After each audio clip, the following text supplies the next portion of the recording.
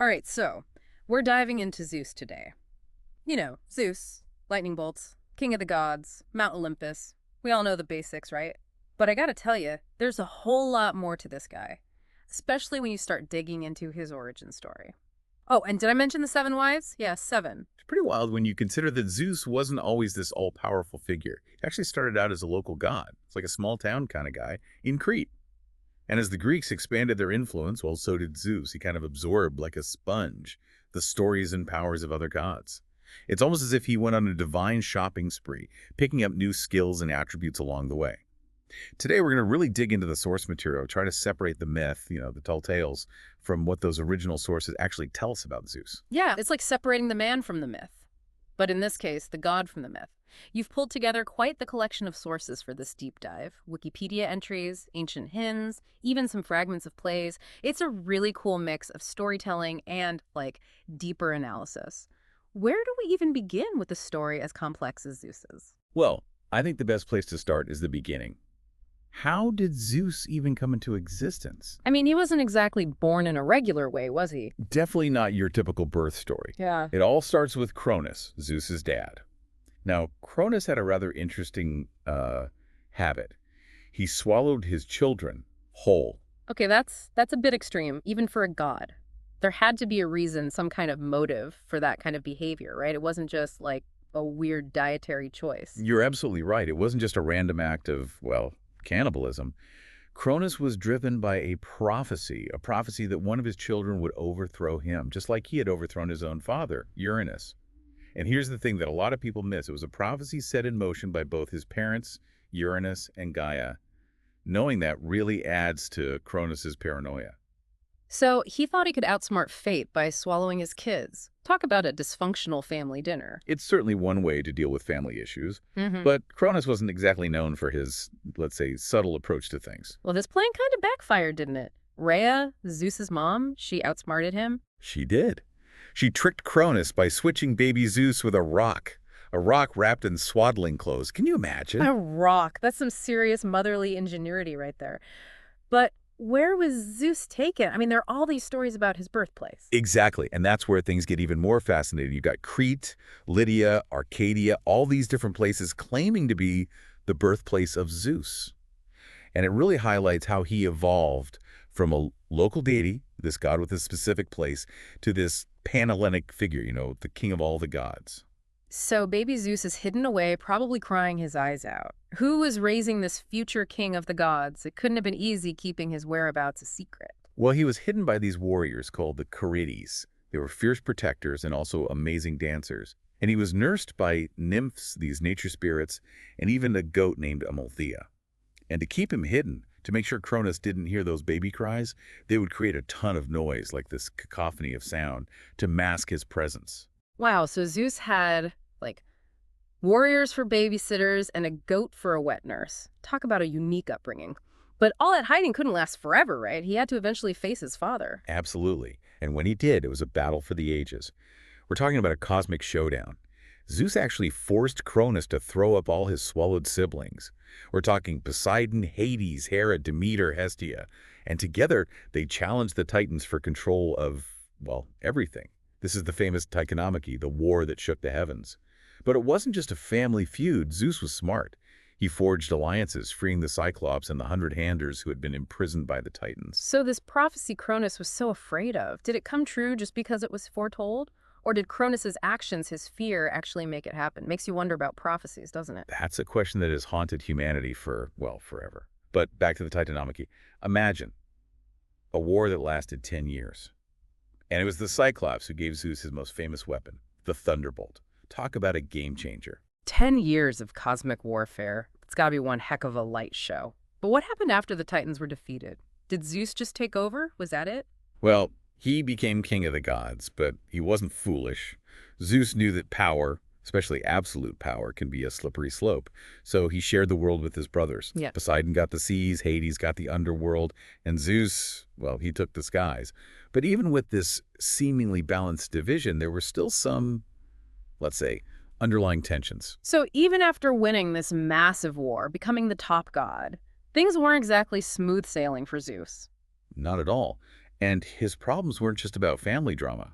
There were forces, older and more primal than even the Titans, that threatened his rule. Wait, hold on. Older and more primal than the Titans. Now you've got to tell me more about that. We're talking about the giants, offspring of Gaia, enraged at Zeus, furious actually, for imprisoning their Titan siblings after the war. And these weren't your average, everyday giants. Oh no, these guys were born from the earth itself. Talk about primal power. They were out for revenge. So we're talking massive, super strong, and really ticked off. But hold on a sec. Didn't Cronus, you know, castrate Uranus? How could Gaia have more kids with him after that? Ah, yeah, that's where those flexible timelines in Greek mythology can get a little tricky. The giants were actually fathered by Uranus before Cronus, took over. But the point is, this whole clash with the giants, it represents something deeper, a primal fear. Like, what if the earth itself rebelled? It's this clash between chaos and order, raw nature versus, the rules and structure of the gods. It's like those disaster movies, right? Nature unleashes its fury, and we're just little ants scrambling around. But the giants weren't the only challenge, right? Didn't Zeus also have to deal with Typhon, that monster everyone talks about? Typhon was a whole other level of threat. Picture this.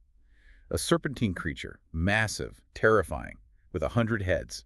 And each head was a snake, breathing fire. Yikes, right. Okay, 100 fire-breathing snakeheads? That's straight out of a nightmare. What were the ancient Greeks thinking when they came up with that one? I think it's about the fear of the unknown, those untamed forces of nature that can just wipe you out. And there are all these different stories about his battle with Zeus. It's pretty cool, actually, because they don't always show Zeus as the effortless winner. Like Hesiod, he describes a pretty straightforward victory. Zeus blasts Typhon with a thunderbolt. End of story. But Apollodorus, his version is way more epic. Yeah. In his telling, Typhon actually beats Zeus for a while, even rips out his sinews. Hold up. Zeus lost. The king of the gods was actually defeated. That's not the Zeus I thought I knew. It's true. But don't worry, Hermes, the clever messenger god. He swoops in and steals Zeus's sinews back, patches them right up. And of course, in the end, Zeus does win. He throws Mount Etna right on top of Typhon, trapping him underground. Okay, that's more like it. That sounds more like the powerful Zeus we all know. But it wasn't just monsters and titans causing trouble, right? Didn't Hera, his own wife, try to overthrow him at some point? Yeah, there's that famous story in the Iliad. Hera teams up with Poseidon and Athena. They actually try to bind Zeus, take him out of the picture. But here's the thing. It wasn't brute force that saved Zeus. It was this sea nymph, Thetis. She calls on Briareus, one of those 100-handers, to intimidate the conspirators, and their plan falls apart. So Zeus was clever. He knew how to play the game, make allies. Even the king of the gods, he can't always win with just strength alone. He had to think strategically. But speaking of partnerships, let's shift gears a bit and talk about Zeus's, shall we say, romantic life. 7 wives. That's a lot, even for a god. Was just charm, or was there something else going on? Well, charm definitely played a role, especially when you consider all the length Zeus went to, all his disguises, to woo the objects of his affection.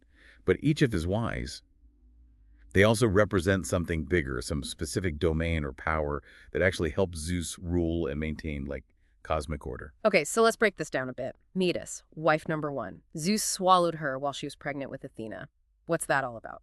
It's a bit much, even for a god. It's definitely a strange story, but super interesting symbolically.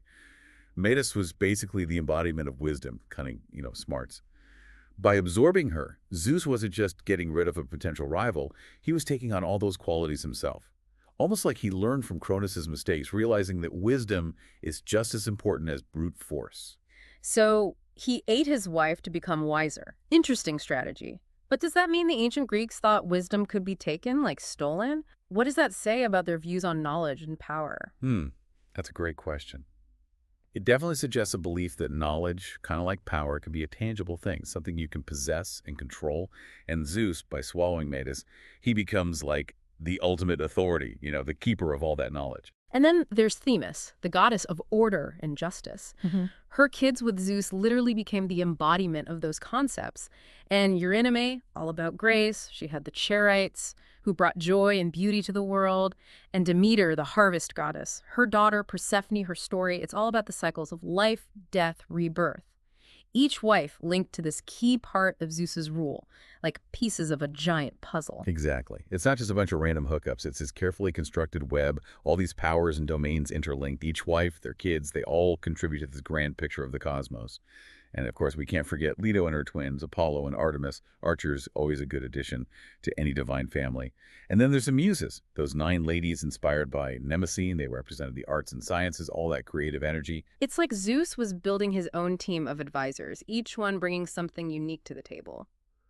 But let's be honest, no conversation about Zeus's wives would be complete without talking about Hera, wife number 7, and, well, let's just say she's known for being a bit unhappy about all those affairs. We all know the stories about her jealousy and revenge, but was there something more to their relationship? Definitely. Hera wasn't just some jealous wife. She was Zeus's queen, a Yeah. powerful goddess in her own right. And get this, some sources say their early relationship was a secret. They chose each other back before Zeus became, the big guy. It adds a whole other layer to their dynamic, right? So there was real love there, a genuine connection before Zeus became the all-powerful king of the gods. Makes you wonder how things might have been different if he had, kept it in his godly pants. But speaking of those escapades, let's just say Zeus was creative. A bull for Europa, a swan for Leda, a shower of gold for Danae. The guy had a thing for transformations. Each one more elaborate than the last. And it's not just about romantic flings. These encounters with mortals, they resulted in some of the most famous heroes of Greek myth. Hercules, Perseus, Theseus, all kids of Zeus. So every time Zeus stepped out, a hero was born. Talk about a lasting legacy. But how did Hera react to all these, shall we say, indiscretions? Was it always just anger and vengeance? Hera was complicated, just like their relationship. Sure, she wasn't happy about the infidelity, but her anger, it went beyond just personal jealousy. She was also the protector of marriage, of family.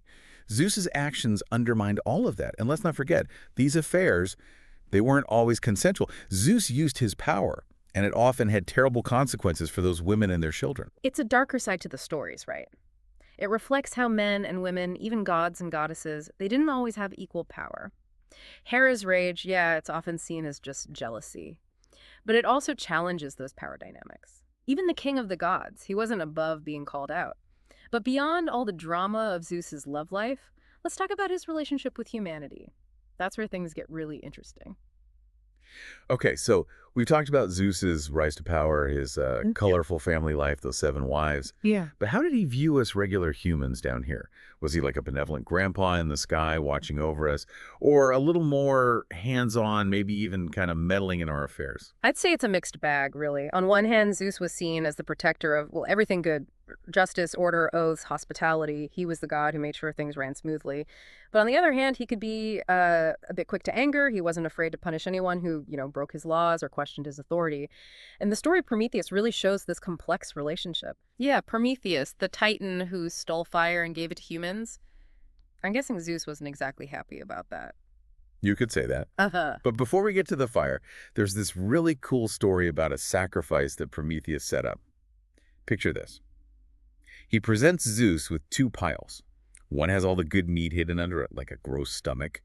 The other pile, just bones, but dressed up with fat to look delicious. Oh, I know where this is going. Zeus, being Zeus, probably went for the fancy-looking bones. You got it. He totally fell for it. And some sources say that's why, even today, when humans make sacrifices, we get the good stuff and the gods get, well, the leftovers. It's a pretty clever way to explain some of those ancient rituals, right? It's amazing how these ancient myths still resonate with us. It's like that story. It shows how we can be tricked by appearances, judge things based on how they look instead of what they really are. But yeah, Prometheus is most famous for stealing fire. What do you think the ancient Greeks were trying to say with that myth? It's definitely about the consequences of defying the gods. Like, don't mess with Zeus. But it's also about knowledge, about progress. Fire, it represents civilization. It's the tool that lets humans create, build, change their world. When Prometheus gives fire to humans, he's basically giving them power, setting them on a path towards independence. But that independence comes at a price, right? I mean, Zeus wasn't going to just let that slide. No, he was not.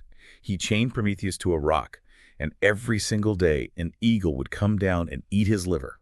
And every night it would grow back, just to be eaten again the next day. Brutal. It's like the stark reminder, don't mess with the king of the gods. Yeah. But it also shows this tension, this struggle between the gods and humans. The Promethean theme, knowledge versus control. It's a theme that we still see today. Those who want to hold on to all the information and keep things secret versus those who believe knowledge should be free. It makes you think about the price of progress, all the sacrifices that sometimes have to be made. But Zeus's response to the fire theft, It didn't end with Prometheus, did it? There's a whole Pandora's box thing. Ugh. Ah, Pandora's box. Oh. A classic. So Zeus, he's not satisfied with just punishing Prometheus. He decides to unleash a whole new kind of chaos on humanity. He creates Pandora, the first woman, and gives her this jar. Everyone always calls it a box, but it was actually a jar, and it's filled with all the bad stuff from the world, disease, war, hate, all of it. And of course, Pandora, she can't resist. She opens the jaw, and all that evil is let loose. Right. That's the usual version, yeah. But there's an important detail that often gets left out. Hope stayed in the jar. So even with all the suffering and hardship that was unleashed, that little spark of hope, it remained. Even in the darkest times, there's still a reason to keep going. It's a powerful image, that little flicker of hope in the midst of all that darkness. But Zeus wasn't done with humanity just yet, was he? Wasn't there also a great flood? Oh yeah, the Great Flood. The story goes that humans had become, well, not so great. Corrupt, decadent, straying from the path, all that. So Zeus, in his anger, sends a flood to wipe the slate clean, start over. It's interesting, this flood story. You find similar stories in cultures all over the world. This idea of a great deluge, like a divine reset button. It makes you wonder what the ancient Greeks were trying to say. Were these punishments, the flood, Pandora's box-like necessary corrections? Or were they more about Zeus's own flaws, his anger, his need for revenge? So we spent this entire episode exploring Zeus. We've seen his rise to power, his crazy family dynamics, those 7 wives. He's powerful, wise, a strategic thinker. But he's also got flaws. He's lustful, prone to anger. He's like God. Yeah, but in a lot of ways, he's kind of human, isn't he? Absolutely, and that's what's so cool about Greek mythology. It holds up a mirror to ourselves. The conflicts Zeus faces, wanting power and control, trying to keep everything in order, dealing with temptation, figuring out how to balance justice and mercy. Those are conflicts that we all deal with, right? In our own lives and as a society. It makes those classic stories, Hercules, Perseus, the Trojan War, even more interesting, don't you think? Knowing Zeus, understanding what makes him tick, it adds a whole new dimension to those myths. So, as we wrap up this deep dive into the world of Zeus, what do you think our listeners should take away from all of this? What really stands out to you? Tell us what you think about this episode. Thanks for watching, and see you in the next one.